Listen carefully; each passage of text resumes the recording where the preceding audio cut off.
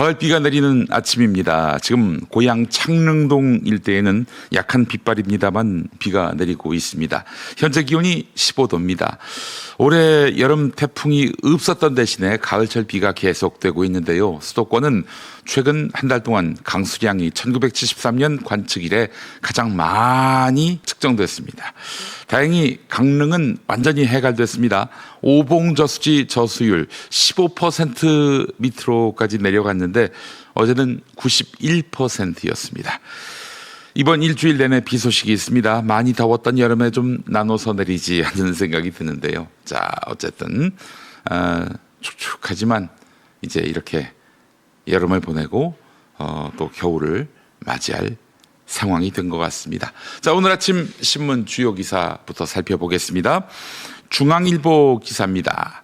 정부가 내일 세 번째 부동산 대책을 발표합니다. 지난 6.27 대출 규제와 9.7 공급 대책에도 불구하고 서울과 수도권 집값이 다시 과열되자 이번엔 한층 강도 높은 규제책을 내놓기로 한 것입니다. 핵심은 서울 전역과 경기 일부 지역을 조정 대상 지역 투기 과열지구로 확대 지정하는 방안입니다.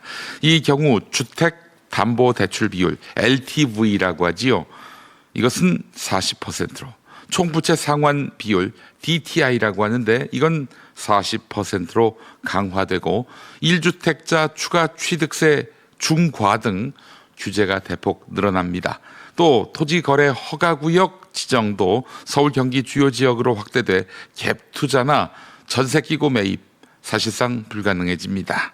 일부에선 내년 지방선거를 앞두고 반발을 우려하고 있는데 정부는 풍선 효과를 막기 위해서는 불가피하다 이런 입장입니다. 대출 한도 축소와 초고가 주택 대출 금지 등 추가 금융 규제도 포함될 전망입니다.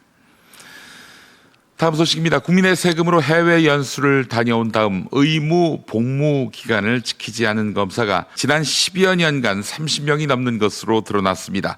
이들이 반환한 금액만 약 10억 원에 달하는데요. 법무부 자료에 따르면 2014년부터 올해 9월까지 해외 연수 후 복무 의무를 어긴 검사는 31명으로 1년에 2명에서 5명꼴로 꾸준히 발생했습니다.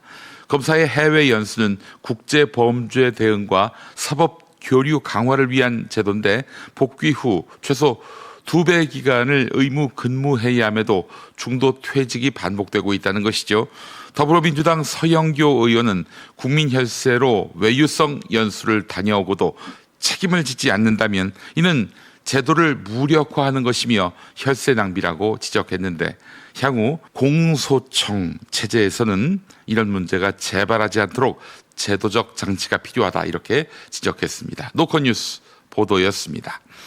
다음 소식입니다. 다시 중앙일보 기사인데요. 대법원이 이재명 대통령의 공직선거법 사건 파기환송 판결을 둘러싼 정치적 공격에 대해서 사법권의 독립을 훼손하지 말라며 경고했습니다. 경고했어요. 대법원은 국회 법사위에 제출한 88페이지짜리 답변서에서 대법원장이 외부 세력과 공모해 대선에 개입했다는 주장은 근거 없는 정치적 공격이라고 밝혔습니다.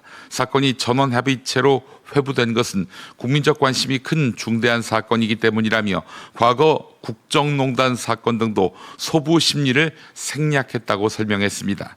재판이 35일 만에 이루어진 점을 두고 졸속 심리 비판이 나오니까 쟁점이 복잡하지 않아 신속히 처리한 것이라고 반박했습니다. 이 과정에서 지연된 정의는 정의가 아니다. 이런 궤변까지 늘어놓았는데요.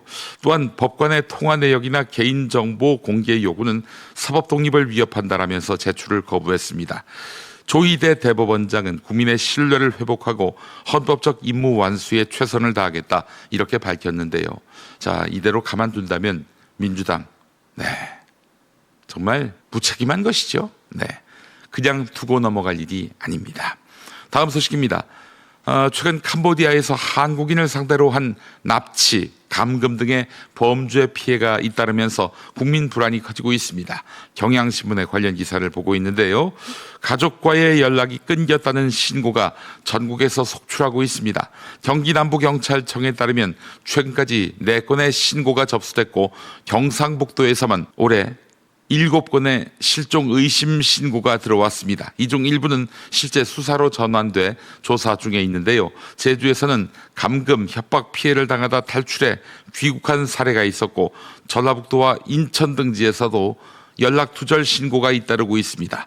경찰은 현재 구체적인 수사 현황을 공개하지 않고 있지만 캄보디아 내에 한국인 피해자 전수조사 강화를 검토하고 있다고 밝혔습니다. 해외 취업이나 여행 등으로 캄보디아에 체류 중인 국민들은 각별한 주의가 필요하다. 이런 경고가 나오고 있습니다. 마지막 소식입니다. MBC 보도인데요.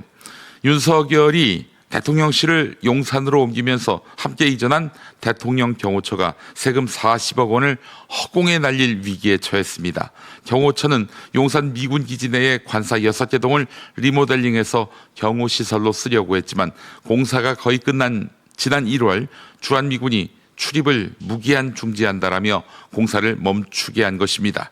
주한미군은 MOU에 근거한 지원을 중단하겠다 이렇게 통보했는데 경호처는 그 이유를 계엄 사태와 탄핵 정국 등 불안한 국내 정세 때문으로 분석했습니다. 그러나 MOU 이거는 법적 구속력이 없습니다. 미군이 입장을 바꾸지 않으면 40억 원은 그대로 날리게 되는 것이죠. 윤건영 의원은 확실한 동의 절차도 없이 공사를 강행해 국민 혈세를 낭비했다며 국고 손괴의 가능성을 제기했습니다. 이거 두고 보고만 있으면 안 되죠. 반드시 윤석열에게 구상권을 청구해야 할 것입니다. 경호처는 현재 자체 감사를 진행 중에 있다고 합니다. 자, 이상 오늘 아침 신문들 주요 기사 살펴봤습니다. 계속해서 아침 뉴스 TV에서는 어떻게 다루고 있는지 TV 뉴스 리뷰 함께 하겠습니다. 법사위 회의장에 입장한 조희대 대법원장. 2차례 청문회엔 불참했지만 대법원 국감엔 출석했습니다. 조 대법원장은 사법부가 국민 기대에 못 미친다는 걸 알고 있다면서도 법관을 증언대에 세운 전례가 없다며 증언을 거부했습니다. 증언대에 세우는 상황이 생긴다면 법관들이 헌법과 법률과 양심에 따라 재판을 하는 것이 위축되고 민주당은 대선 개입 의혹 해명을 강하게 압박했고 윤석열과 만난 적 있습니까? 윤석열과 만났고 윤석열로부터 무슨 얘기를 나눴는지. 스콧 베센트 미국 재무장관은 미국 한 언론과의 인터뷰에서 트럼프 대통령이 한국에서 시진핑 중국 국가주석을 만날 것이라고 말했습니다. 주말 사이 미중 양측 간 상당한 소통이 있었고 이번 주에도 미중 실무진 간 대화가 이어질 것으로 전망했습니다. Trump said that the tariffs would not go into effect until November 1st. He will be meeting with Party Chair Xi in Korea. I believe that meeting will still be on. 이어서 법정에서 공개된 영상은 밤 9시 9분에서 10분 사이의 모습. 한 전 총리를 비롯해 집무실에 있던 국무위원들이 줄지어 나옵니다. 대부분 계엄 관련 문건으로 보이는 서류를 들고 있습니다. 잠시 뒤 김용현 전 장관이 분주히 움직이기 시작합니다. 집무실에서 나오자마자 손가락 4개를 들며 국무회의 정족수 11명까지 4명 남았다는 사실을 알리는 것으로 보입니다. 국무위원들이 다 같이 문건을 검토하는 모습도 찍혀 있었습니다. 이 전 장관은 주머니에서 언론사 단전단수 지시 문건으로 추정되는 서류를 꺼냅니다.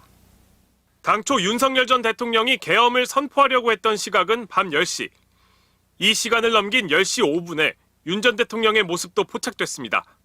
국무회의 정족수가 아직 충족되지 않았는데 윤 전 대통령이 나가려 하자 박성재 전 장관이 나가지 못하게 제지하기도 합니다. 7분 뒤 김용현 전 장관은 손가락 1개를 들어 올렸고 곧이어 오영주 전 중기벤처부 장관이 도착하면서 10시 16분 정족수가 충족됐습니다.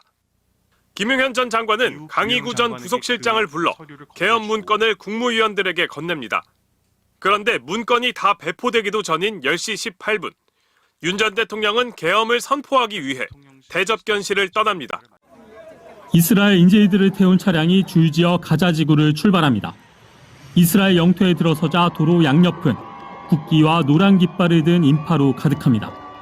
이스라엘의 수도 텔아비브의 광장도 기쁨을 만끽하는 시민들로 가득 찼습니다. 이어 눈물과 환호 속에 풀려난 인질들이 잇따라 가족과 재회합니다.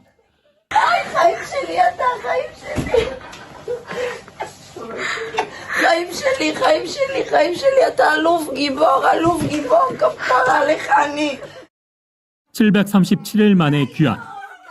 이스라엘과 하마스의 휴전 1단계 합의에 따라 생존인질 20명이 현지 시간 13일 오전 2차례에 걸쳐 모두 풀려났습니다. 생존인질을 돌려받은 이스라엘은 즉각 2,000명 가까운 팔레스타인 수감자를 석방했습니다. 캄보디아 경찰은 올해 하반기 들어 대대적인 범죄단지 단속에 나서 사이버 범죄 조직원들을 대거 체포했습니다. SBS 취재 결과 단속 과정에서 붙잡혀 현재 구금된 상태인 한국인 피의자가 68명인 걸로 확인됐습니다. 대부분은 범죄에 직접 가담한 인물들로 긴급 여권 발급 같은 우리 외교 당국의 도움을 거부하면서 귀국하지 않겠다고 버티고 있는 걸로 전해졌습니다. 대통령실은 어제 위성락 국가안보실장 주재로 관계부처 TF 회의를 열고 캄보디아 납치 사건에 대한 대책을 논의했습니다. 외교부, 법무부, 국가수사본부, 국가정보원 등이 참석했는데 우선 캄보디아 현지에 구금된 68명 전원을 한국으로 송환해 직접 조사하는 방안을 논의한 걸로 파악됐습니다.